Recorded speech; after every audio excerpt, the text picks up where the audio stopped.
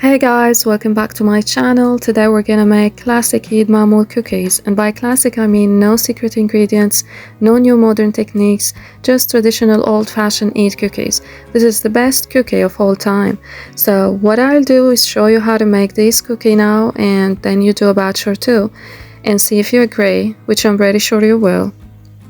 And if you haven't made them for Eid celebration yet, let's go and make them together in a super easy way. They are nuts or dates filled Middle Eastern cookies which are popular at Eid, Christmas and other holidays. So with that, let's go ahead and get started. I'm gonna start by preparing the filling, and if you make them one day before, that's gonna be amazing because you're gonna make this process much easier for you. I'm gonna do 3 types of filling, walnut, dates and pistachio. So start by putting the walnuts in the food processor. The amounts of the filling depends on the amount of the flour you're gonna use. So I'm gonna make 1 kilo of flour, so you need 1 kilo of filling. Different kinds or the same kind of filling, it doesn't matter because everybody has their own preference. So in a food processor, add 300 grams of shelled raw walnuts. Pulse that several times until you get it broken up nicely. You don't want huge chunks, but you also don't want fine powder. So like medium, almost slightly finer than gravel. Set that aside, then grab yourself 200 grams of shelled raw pistachio. Dump that in a food processor and mix until you get them in a small tiny pieces, but not powder again. The last type of filling is gonna be dates. I bought 500 grams. So we have 200 grams, 300 and 500, that's in total 1 kilo of filling in 1 kilo of flour. Take out the seeds that are in the middle and again add the dates which seeds are taken away in a food processor till you see that turned into a dough. Scrape down the sides. Now, if you want that job to be really annoying, use a tiny small spatula like I have. It will take forever, so a little tip, choose a bigger spatula than I did, alright? Once that's all scraped down and the filling are smushed and smashed, I'm gonna add 1 tablespoon of sugar powder to the pistachio chunks, 3 tablespoons of sugar syrup and 1 tablespoon of ghee. Mix the pistachio very well until it takes a sticky texture. Then you're gonna take that with your palm, you're gonna roll that into a very smooth bowl. Try to make your portions nice and even. Put them in a dish and repeat until you finish the whole mixture, the pistachio mixture.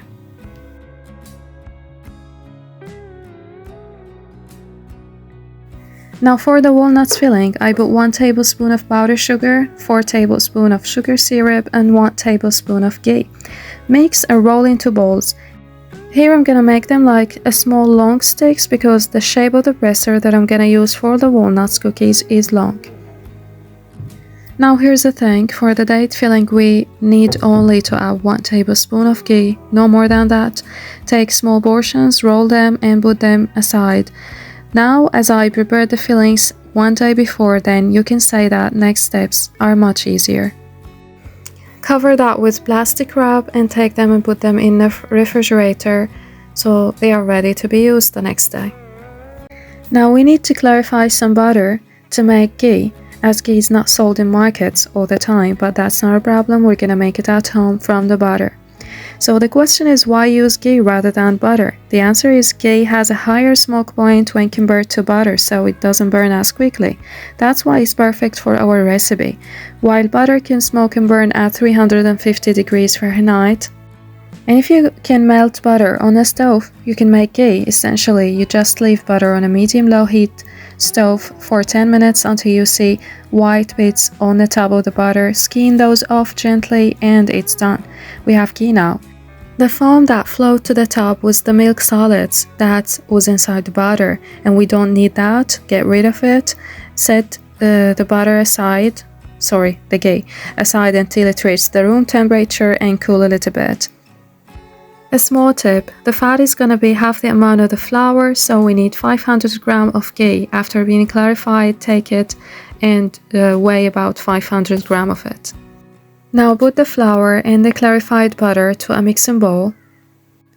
And for that, we're going to need all-purpose flour. Yup, no matter what two-purpose, this kind of flour will work, or any kind of flour you have at home.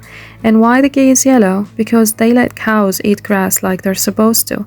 But anyway, really the hardest part about this step is not letting the flour fly out of the bowl.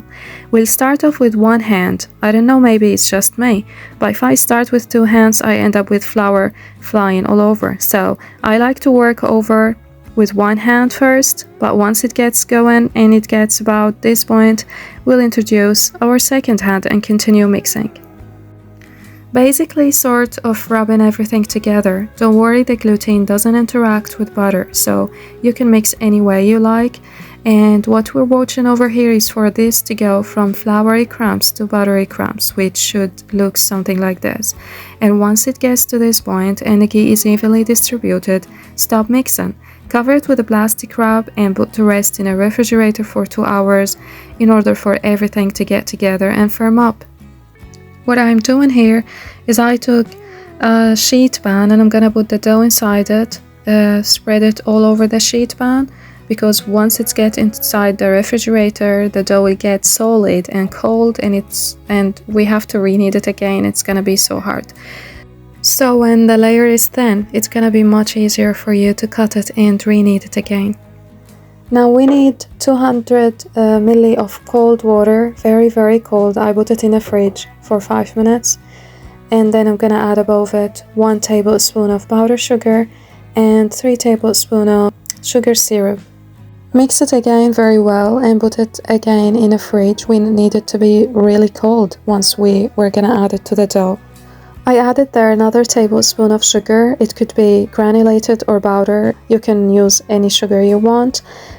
The sugar is gonna give the dough a golden brown color once it's done baking. After 2 hours, I'm gonna take the dough out of the fridge, cut it into small pieces, put it in a mixing bowl and reknead it again just to get soft. Once it's soft and nice, we're gonna put the cold water that we prepared together, and in this stage, you have to be careful because we don't need the gluten in the flour to interact with the water. That's why it should be so cold first, and we'll not knead the dough now at all. We don't need to knead it. We just want the flour to absorb the water thoroughly. So start by moving the tip of your fingers like a circle in a dough, trying to make the flour absorb the water. Once the whole water is absorbed, stop immediately. The texture of the dough will be sticky, and that's what it's supposed to be, so don't worry, put it again in a refrigerator, but this time for half an hour only to rest. After half an hour, the dough is ready to be filled and shaped. So what you're gonna do is take one portion of it, nearly the quarter of it, and put the rest in the refrigerator again. I don't want the dough to get hot, so it will be hard to be shaped. Actually, cold firm cookie dough is way easier to work with than soft sticky room temperature dough. We roll it and cut it into small pieces. The size of the base of the dough should be as the size of the filling or a bit bigger. And after that, I'm gonna roll that dough pieces into small balls until we finish the whole quantity. Next, take a dough ball and flatten it, hold it in the center of your palm, place a pistachio ball in the center, bring the edges of the dough together, pinch the dough to seal well and then smooth it out. Small tip, make sure to not use too much filling, otherwise the cookie will crack.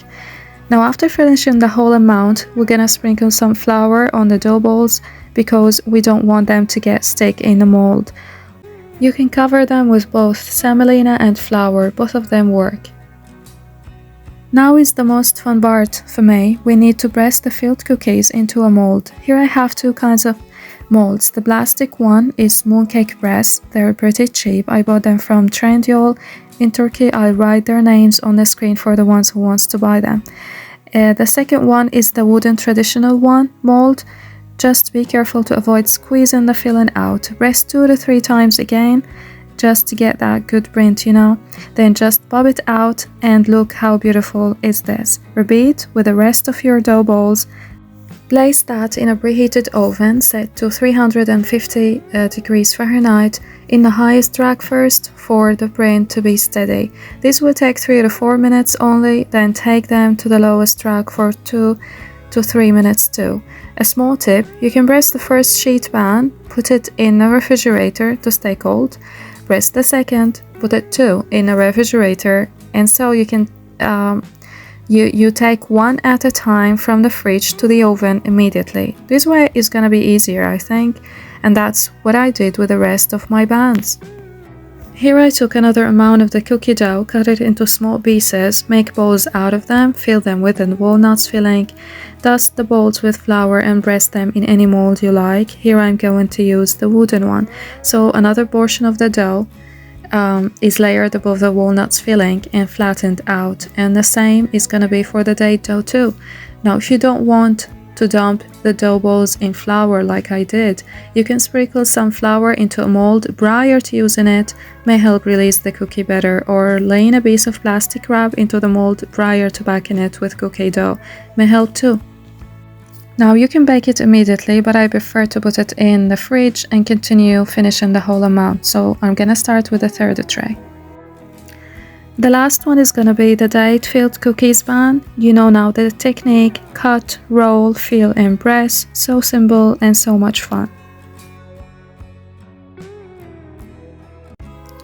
Okay, I know that was supposed to be the last one, but I found out that I forgot one bun, so let's go ahead to put them in the oven. It must be preheated, set to 350 degrees Fahrenheit on the highest rack first for 2 to 3 minutes, and then the lowest rack for 2 to 3 minutes too. Until our Maamoul cookies get beautifully golden brown. Check it out, those look good. And if everything gone according to plan, let these cool before touching them, and those will firm up to handle in just a few minutes, and ideally let them cool completely. I know some of you like warm cookies, that's your right, you are the Snooki of your cookie, but I think to fully appreciate the texture and taste, you should let these cool down all the way to room temp. And by the way, you can dust the nuts-filled Maamoul cookie with sugar powder before serving, which I missed, but I might go back and dust that later. I might do it, I'm not sure, it depends on my mood. But anyway, I promptly went in for a taste. These were truly melt in your mouth. The texture is so tender and buttery. No mystery why this is an iconic cookie, especially around holidays. And of course, to be fair and consistent, I go ahead and taste one of these as well. Even though they were made with the same dough, using basically the same technique, this style does give you a different experience. Oh, by the way, one tip for your kids watching: don't be putting your cookie back on the serving ladder after every little bite, you know. That's not good table manners. You're only allowed to do that kind of stuff here for filming a recipe video. But anyway, that's it, how to make Maamoul holiday cookies. They're all perfect in their own way. I have to say a massive thank you that you watch it. Thank you guys so much. I love you. Now you're armed with the knowledge to make it. With all that said, if you enjoyed the video or you learned something, leave a like, subscribe, and I will see you next time in Latakin's Nor Kitchen. Bye bye.